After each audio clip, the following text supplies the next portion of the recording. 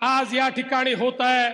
नाही ना, जे मुंबईपेक्षा 3 पट मोठी मुंबई ज्या ठिकाणी होणार आहे, अशा प्रकारचं आमचं या ठिकाणी अटल सेतू आणि नवीन एअरपोर्टच्या मधला जो भाग आहे त्याची देखील सुरुवात आज या ठिकाणी होते आहे आणि ठाणे महानगरपालिकेच्या मुख्यालयाचे भूमिपूजन होत आहे.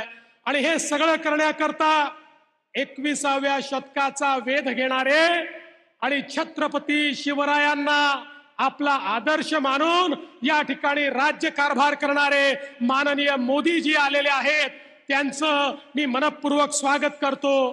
जाता जाता एकच गोष्ट सांगतो, आज राहुल गांधी कोल्हापूरला आले होते, त्यांना देखील छत्रपती शिवरायांची आठवण आली.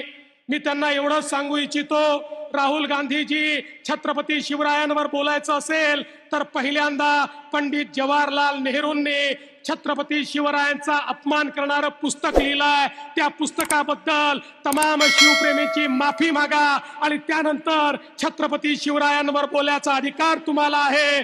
अरे मोदीजींनी तर आपल्या कारकिर्दीची सुरुवात ही छत्रपती शिवरायांचं नमन करून केलेली आहे आणि सुरत मध्ये देखील छत्रपती शिवरायांचा पुतळा लावणारे नरेंद्र मोदीजी आहेत. आणि म्हणून मी अधिक न बोलता मोदीजींचं स्वागत करतो आणि माझं बोलणं संपवतो. धन्यवाद. जय हिंद, जय महाराष्ट्र.